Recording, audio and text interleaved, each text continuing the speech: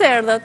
Në këtë hapësirë do të bisedoj me një psikologe e cila prej gati 7 vitesh jeton në Kanada.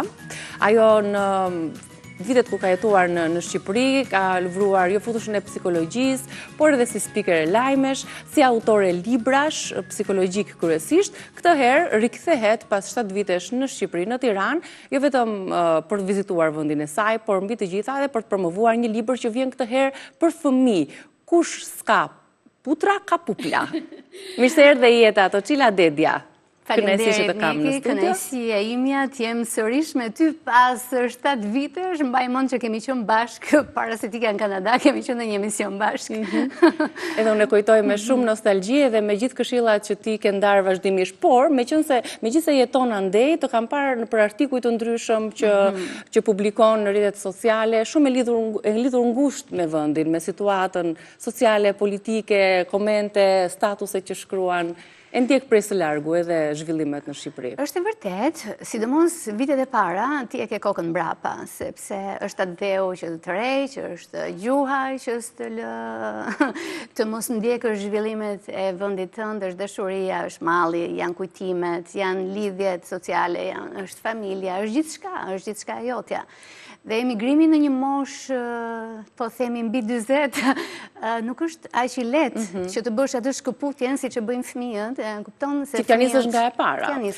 Si me shkollën, siç zhvillove dhe universitetin, vazhdove në fakt dijet e profesionit tënd në McGill University, ku doja ta citoja se tash modestia bën vetëm për të ftuarit, po nuk doja që t'i lëm pas, që je kualifikuar dole e dyta me rezultate të larta në Universitetin McGill apo jo në Montreal.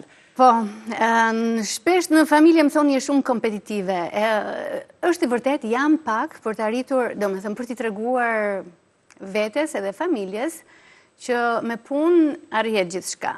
Më tepër për të dhënë shembull edhe për fëmijët e mi, kur shkon në një vend tjetër, ti vërtet unë isha dikushi në vendin që lash, por doja që të tregoja që pavarësisht ku jetojmë, ne kemi vlera dhe domethënë mbartim njohurit tona që duhet i shprehim kudo që jemi. Kështu që punova fort arrija aty ku arrita dhe më pas të arrija dhe aty ku jam. Tani jep dhe këshilla psikologjike për familjet, për fëmijët, ke studentën dhe apo jo? Po, tani mora licencën, pasi u diplomova, mu ofrua vendi punës si psikologe në Komisionin Shkollor Anglofon të Montrealit.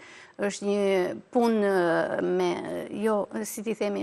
punë e përhershme, se po më vinte termi anglisht dhe unë dua ta shmang gjithmonë të folurit në gjuhë huaj. Punë e përhershme derisa dal në pension jam atje, ndërkohë që me kolegë të tjerë psikologë jemi në një klinikë private ku ushtrojmë profesionin si psikolog. Unë jam e specializuar në diagnostikimin dhe vlerësimin psikologjik të fëmijëve dhe hartoj terapinë dhe planin e ndërhyrjes për fëmijët duke ndihmuar prindrit dhe mësuesët se si të ndihmojnë fëmijët që kanë çrregullime psikologjike. Të cilat janë të shpeshta në kohët moderne që po jetojmë. Besoj edhe komuniteti shqiptar që jeton aty e ka të nevojshme të konsultohet. Më thuaj pak për çfarë shqetësimesh adresohen më së shumti tek psikologu. Në fakt, nuk kam klient nga komuniteti shqiptar. Nuk kam. Klientët e mi janë kryesisht komuniteti anglofon i Montrealit dhe frankofon pak a shumë, por më shumë anglofon, shqiptarët deri tani dhe shqyqur zotit që s'ka nevojë për psikolog. Jo, se po jam e pikpyetje që s'kan, domethënë nuk ka shumë shqiptar në komunitetin që jeton aty apo janë më të hapur, të huajt për të ardhur dhe për të adresuar për problemet që i shqetësojnë. Është një gjë që të huajt e kanë kulturën e vajtjes se psikologu shumë të zhvilluar më herët se sa shqiptarët. Ndërkohë që shqiptarët, ne jemi vetëm 2 psikologë shqiptare në Montreal dhe e kanë pasur ndoshta dhe më të kufizuar vajtjen te psikologu për shkak të barrierave të gjuhës. Flas për moshat e mëdha se fëmijët normalisht komunikojnë shumë mirë në të dyja gjuhët e vendit atje, anglisht dhe frëngjisht, por arsyeja pse unë nuk kam klient shqiptar do të thotë që nuk ka nevojë për momentin për psikolog dhe më vjen mirë që nuk ka nevojë, do të thotë që gjërat ecin shumë mirë si në shkollë dhe në familje. Problematikat që sjellin klientët atje janë të paktën të kur vinë tek unë janë me çrregullimet e pavëmendjes dhe hiperaktivitetit, spektri e autizmit, çrregullimet e të mësuarit, disleksia, disgrafia, e mos të nxënit, pra të mësimeve. Të nxënit, i themi në shqip, po. Po këto kryesojnë, këto dominojnë atje, ADHD, pavëmendja dhe hiperaktiviteti dominojnë në kudo. Domethënë, e sheh edhe të rriturit tani, e sheh edhe tek fëmijët. Dhe ne shpesh bëjmë pyetje vetes, plus edhe fëmijët me çrregullimin e spektrit të autizmit janë shtuar dhe ne i bëjmë pyetje vetes dhe kërkojmë vazhdimisht studimet më të fundit të gjejmë pse po rriten. Pse po rritet numri kaq shumë? Çdo ditë unë diagnostikoj, çdo ditë po them, minimalisht kam 5 diagnoza. Nuk po them për autizmin, gjitha këto, por 5 diagnoza në ditë. Dhe përpiqem të mos mbi diagnozë, por përpiqem të jem gjithmonë shumë korrekte dhe konservatore në diagnostikim. Por fakti është që ka çrregullime dhe po shtohen. Edhe ende nuk ka një përgjigje për shkakun që po e sjell. Ne mendojmë ushqime, jeta, teknologjia që po komentohen, por që ende nuk ka një nuk e dim. Përgjigje finale që të arrish të kurohet dhe më pas të trajtohet si spektër. Tamam. Jeta gjithashtu në Kanada, jeta familjare, në krah të ish deputetit Aulan Dedja, ish prefekti Tiranë, ish zëvendës ministri i pushtetit lokal në kohën e të ndjerit Nano. Si është jesh në krah të Aulantit? Aulanti është një bashkëshort që e vë bashkëshorën e tij përpara mbi gjitha. Domethënë, ai është një njeri që të shtyn të realizosh potencialin tënd. Dhe të kesh një njeri të tillë në krah, do thotë të jesh vetvetja gjithmonë dhe të arrish atë që do. Dhe kjo është për mua vlera më e madhe që ai ka si bashkëshort. Dhe ndihem, çfarë të them, unë nuk e shoh si ish prefekti, ish deputeti normalisht. Jo, për ta prezantuar për publikun patjetër, por që bashkëshorti që do bënte gjithçka që unë të isha e lumtur. Dhe që ja ka arritur. Ja ka arritur sigurisht, që ditën e parë. Ju u celebruat këtu në Tiranë, apo jo? Po. Dhe më pas shkuat për të jetuar në Kanada, ku keni dhe portalin Flas Shqip, mos gaboj, aty edhe kryeredaktore e këtij portali, që përmbledh dhe mban shumë afër komunitetin shqiptar në Montreal, me gjithë përkushtimin, këmbguljen dhe ambicjen edhe të vetë zoti Dedja për të qenë sa më afër komunitetit shqiptar aty. Po, Aulanti në fillim e kishte krijuar si gazet Flas Shqip, por e kishin lënë pas dore për shkak të fondeve, gjërave se të shtypësh do të thotë që ke nevojë për investim. Ndërkohë kur u lidhëm së bashku, ishte ideja e tij fillimisht që të hapnin portalin duke dashur që të publikoheshin aty shkrimet e mia. Pra e hapi portalin në funksion fillimisht le të themi që ti të kesh një portal tëndin, që të publikohen shkrimet e tua. Kjo është shumë e bukur. Dhe kështu e hapën portalin, por normalisht unë s'jam aq egoiste sa ta përdor për veten time diçka. Ka figura dhe personalitete të fushave të ndryshme që integrohen, intervistohen dhe japin aty intervista të bukura. Po. U lidhëm me komunitetin përmes rrjeteve sociale, u lidhëm me komunitetin tonë atje dhe komuniteti në Kanada ka një diferencë shumë të madhe me komunitete e tjera, paktën në këndvështrimin tim. Për shkak të procesit të emigrimit që ka Kanadaja. Kanadaja ka një lloj programi emigracioni që ofron punonjësit që arrin pikë të caktuara në bazë të edukimit, në bazë të disa të dhënave. Dhe shumica e emigrantëve, po themi e komunitetit shqiptar atje, kanë formime akademike. Dhe duke pasur këtë lloj terreni, ne kishim shumë të lehtë të gjenim njerëz për të intervistuar dhe për të bërë profilet e tyre. Dhe për të njohur më shumë komuniteti patjetër përmes vlerave të tyre. Plus që ideja ishte që ne ta kishim këtë në funksion të gjuhës, prandaj dhe ja vëmë emrin Flas Shqip. Flas Shqip. Shumë, le të themi, patriotike, si të thuash, si portal, po jo vetëm për emrin, po flas edhe për atë çka vetë sjell brendia kontesti i portalit. Ndërkohë, në Shqipëri, në Tiranë, ke ardhur këtë herë me një libër për fëmijë. Duke qenë se merresh me fëmijë, por kam përshtypjen që tematikat që aty trajtohen janë tematika të realitetit shqiptar. Pas librave psikologjik që ke sjell, këtë herë vjen me një libër për fëmijë. Janë pralla të cilat ja ke rrëfyer fëmijëve, apo të ka lindur të trajtosh dhe të sjellësh temat e realitetit shqiptar përmes mesazheve që përcjell ky libër?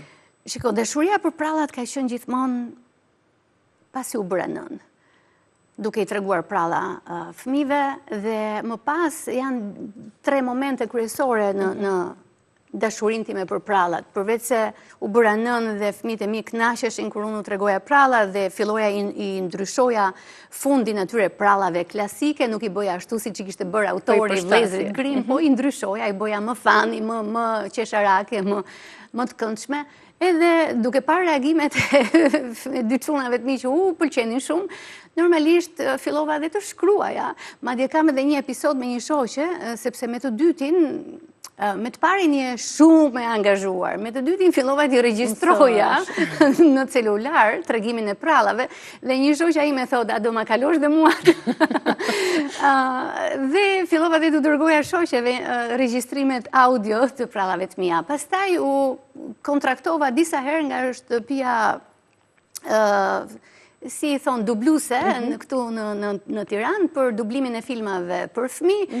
Aty, domethënë, dubloja personazhe për fëmijë, dhe më pas duke e përdorur prallën në terapi, në punë me fëmijët, këto janë 3 momentet që unë mendova që është mirë që aq më tepër kur të pralla shkruajnë me një psikologe që arrin të ditë të kuptoj bot kuptimin e fëmijëve dhe të përcjell ashtu siç duhet mesazhin që në fund fare duhet të mësohet prej fëmijëve. Edhe prej të rriturve. Është e vërtetë, por nuk i kisha menduar që do t'i mblidhja në një libër, thjesht i shkruaja dhe i përdorja. Dhe ishte familja ime që normalisht më shtyu për t'i botuar, duke i pëlqyer ata të parët, pasi u lexuam prallat në grup, në familje. Në familje. Dhe i mblodhem në një libër për ti. Nuk isha shumë konfidente. Dhe më bëhet qefi se nuk e di nëse, patjetër që duhet ta kesh, po për publikun më tepër, që është përzgjedhur në 500 më të mirë të librave për të vlerësuar për në konkursin e madh të çmimeve në Panairin e tanishëm. Po, çuditërisht, ishte shtëpia botuese që e kishte dërguar librin, unë nuk e dija fare të gjë dhe as se kisha menduar në botë që do konkuroja ndonjëherë për çmim me librin tim. Domethënë ishte surprizë dhe normalisht ndihem e lumtur për këtë gjë. Ndihem e lumtur sepse shtëpia botuese e pa librin tim si një vlerë që duhesh e dërguar dhe nga komisioni që e ka përzgjedhur në 500 më të mirë, sigurisht që ndihem shumë e vlerësuar. Nuk e mendoj fare, do marr çmim, bo. Ti e shkrove për qefin, për dëshirën tënde. Pas kaq vitesh rikthim në Tiranë, çfarë ndryshimesh ke vërejtur dhe për çfarë të kishte marrë malli në fundit? Më merr malli gjithmonë për ngrohtësinë që kanë shqiptarët. Ne, në dallim me të tjerët, jemi në komunikim shumë të ngrohtë, dukesh sikur koha nuk ka kaluar. Për shembull, takohem me ty dhe je sërish e ngrohtë. Takohem me të tjerë dhe janë njerëzit shumë të ngrohtë në komunikim. Ndërkohë që atje nuk janë kaq të çlirët, domethënë ngurojnë të bëjnë pyetje personale. Ne jemi, domethënë, kjo ndonjëherë quhet e pa takt, por kjo është pjesë e karakterit tonë. Ne bëjmë pyetjen nga shtëpia, si i ke? Të gjitha. Apo, që ngesh ndoshur pak, pas ke shtuar ca. Edhe nuk e marrin për tërës, ndërsa po ta thuash atje, no, nuk të shkon në mendje që t'ia thuash një kolege që pas ke shtuar. Sepse e marrin për ofendim. Duhet ke punë më pas. E ke kaluar atë pragun, pra ka ca limite. I je shumë e kufizuar në komunikim, duhet ta filtrosh. Ndërkohë, nga ana e organizimit, kur vjen këtu, sa zbret në aeroport, vëre që gjërat janë kaotike. Pra, ka shumë rrëmuj, edhe ka agresivitet. Njerëzit shtyjnë edhe përplasen, edhe të shohin sikur po u merr pjesën, domethënë ajo pjesa e agresivitetit mua më shqetëson.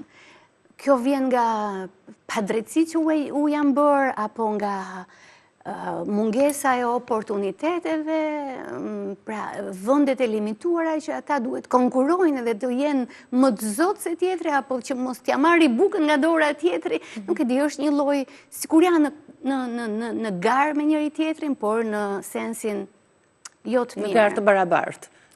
Të pa barabartë, ndoshta më shumë, do ishte termi më i duhur.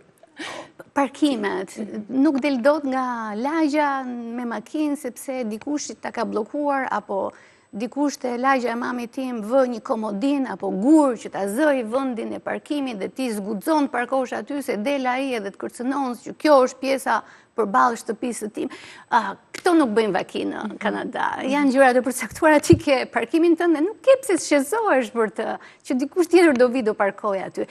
Pra, janë ca element bazik që këtu të stresojnë sa hap syt në mëngjes.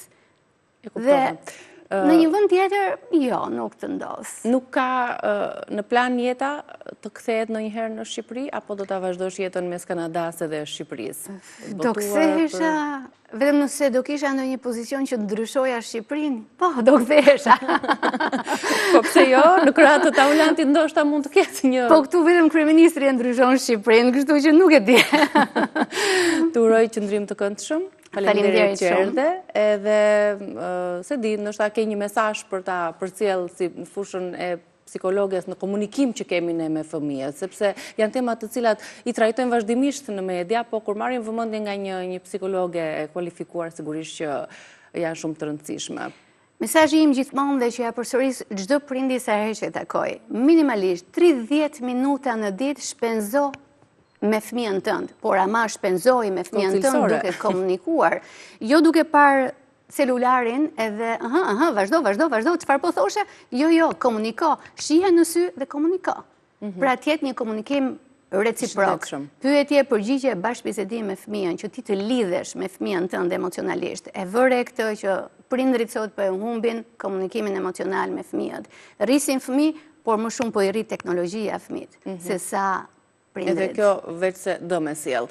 Faleminderit edhe një, shumë suksese. Faleminderit edhe për mesazhin, suksese dhe kush s'ka putra, ka pupla, që është një mesazh shumë i bukur për çdo që do të arrijë aty ku dëshiron dhe që ka ëndruar prej kohësh.